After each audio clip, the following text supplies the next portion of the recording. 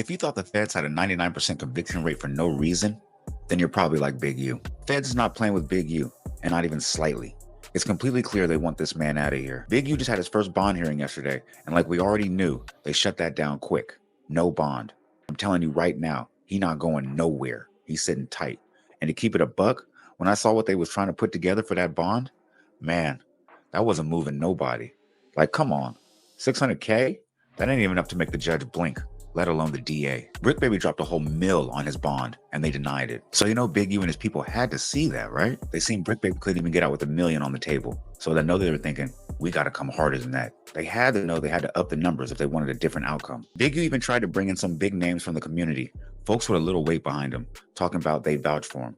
They was telling the court, nah, we got him. We're not gonna be out here wilding. No messing with witnesses, none of that. Basically, they was trying to say they'd keep him in check if he got out. But the DA was like, nah, hold up, judge. Miss me with all that. All these folks popping up now saying they're gonna keep Big U in line? Man, cut it out. DA was like, where was y'all at when he was out here allegedly doing dirt? Then the DA really started cooking, saying ain't none of these so-called supporters gonna protect the streets. They ain't save Rayshawn Williams, who Big U supposedly murked and left out in the desert like trash. They ain't protect all the people he been extorting and scamming for years. And they sure ain't stop him from dipping out of LA in the middle of the night before they caught him, or from sending out them slick threats right before he turned himself in. DA closed it out with, this man is a threat, plain and simple. He don't need to be out there. So look, this is the official reason they denied Big U's bond. They basically said, yo, the evidence we got on him, heavy. They talking like it's a wrap. If he gets convicted, he's looking at some serious time, like sit down for a while type time. Plus, they brought up his whole background, like, yo, he got a past, he been violent, he done played with straps, and he already tried to duck the law before. That whole situation where he slid out his crib at midnight, knowing damn well they was coming for him in the morning, yeah, they using that like, see, this man gonna run if he get the chance. Now, the one thing that had me like, hold up, was when they said Big U was looking at some real serious time. I'm sitting back here thinking, what we talking about? 50, 60? What's this wild number that's got them scared to even let bruh out? But when I seen the actual number, my jaw hit the floor. I'm not locked up. This ain't even my case. But when I seen the actual number, I almost blacked out. Right now, with the charges he got, Big U facing a max of way over 6 decades. Yeah, you heard me. 600 years. Not 6 years, not 60 plus. And even if they try to give him a break because he's older now, it don't matter. With what he's looking at, the Fed's talking life, just off one count alone. They saying his offense level's sitting at 43. That's automatic life. Man, when I heard that, I was like, oh my God, they trying to erase this man. Well, Big U's already in his 50s, so him doing 600 years is crazy. Imagine sitting there like, yo, I gotta walk down these 600 years? How do you even process that? Even if you live to be 400 years old, you still got 200 more years to do. That's crazy. It's like you doing medieval time and future time. This right here goes to show you there's no love for you in these streets. They'll hype you up and leave you staring at numbers just like this. You have a better chance of being a 40-year-old walk-on the San Diego Chargers than graduating the streets. But the coldest part about this, his biggest op, his name is 600. That makes it some real twisted poetry. 600 even pulled up to the bond hearing. Big U's people saw him, and that's where it got spicy. The whole vibe in the courtroom shifted, and you could feel the tension building. It wasn't just about legal drama. Now it was personal. But as we in the hall, we're all in the hallway, you feel me? And some lady, I'm not gonna say her name, is there supporting the dude. And she's like, come up to me, want to talk to me, and you know what I'm saying? Like, what am I doing here? I'm like, I'm just here supporting, you know what I'm saying? You've been disrespectful. That's disrespectful to who? How? You've been, okay, what did I say that was disrespectful? She couldn't tell me. You said, oh, you recording me? Well, look, I'm a switch for you. So she want to turn around and do like, and she want to model for me. Mind you, this is someone's mother.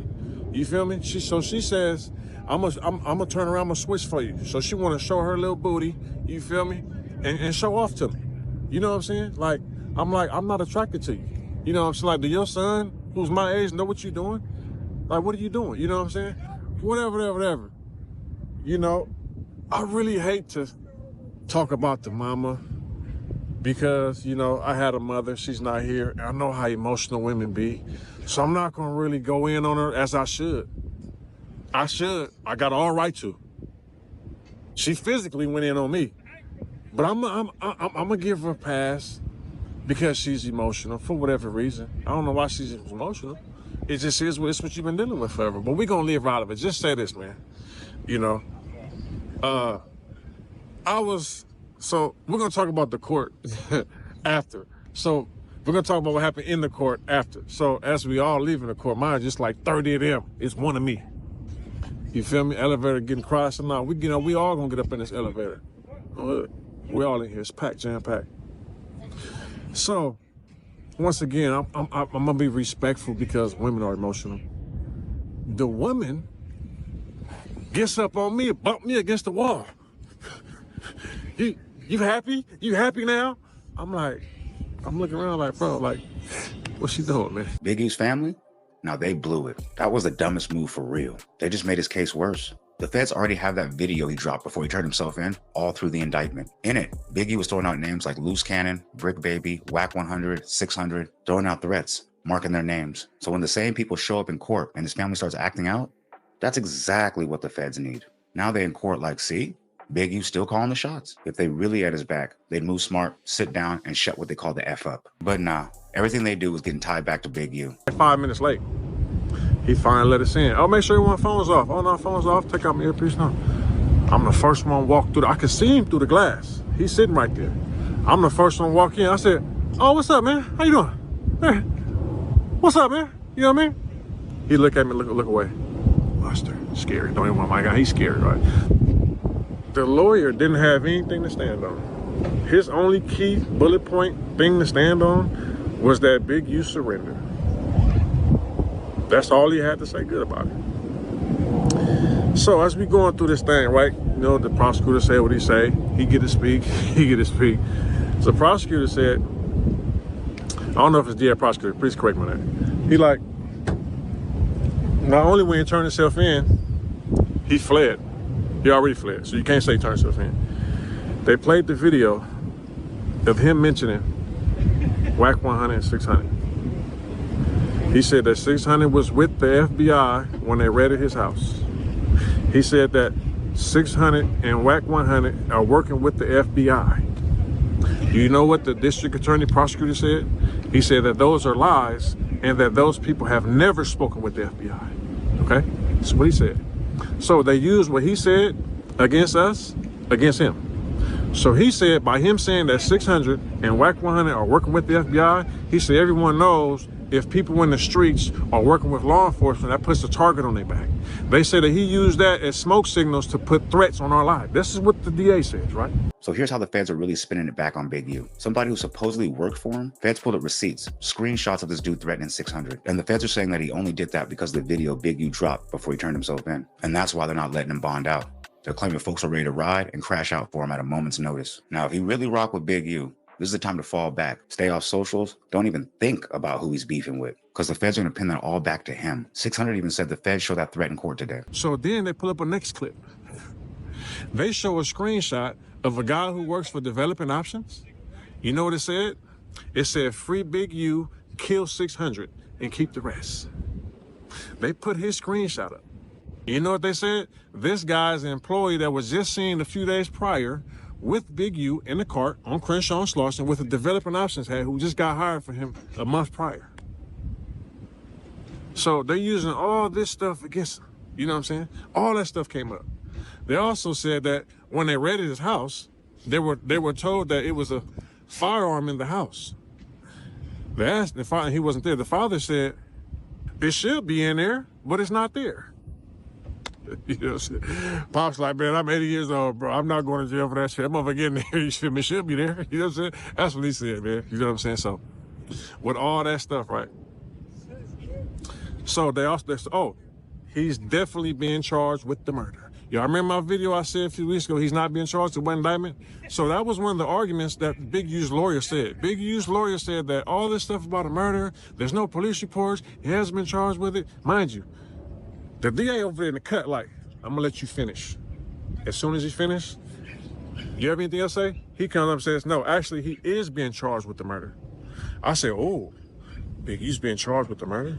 So then they start talking about the murder. They said that the first time they contacted Big U's family about the murder of Rayshawn Williams, He wasn't even a suspect. They only contacted them to see what they knew about him. And Big U wasn't there. The wife was there. They said the wife called from a mother's phone, called Big U, and said, hey, they came asking about Rayshawn. They got all that. He wasn't even a suspect. They said that made him guilty, right? That made him a suspect right there. Man, final thoughts? This whole thing is spiraling out of control. Fast. I knew it was bad, no doubt. But this bad? I wasn't even ready for that. Every day, it's like another layer gets pulled back, and it just gets worse and worse. When you got the feds connecting every move, every word, every person back to you, that's beyond serious. And the way this is playing out, it ain't slowing down anytime soon. If you thought Big U had a shot at beating this clean, think again, because he might have to change his name to Saran, because it's a wrap. But if you made it this far, click the left side of your screen to see why Shannon Sharpe is now being sued for $50 million. And also, don't forget to leave a like, comment, subscribe, share to be aware, put me in that algorithm because I need to be there, man. Because I know there's 10 other streamers out there doing it like me, but... Fuck that, little 10. I'm maxed out.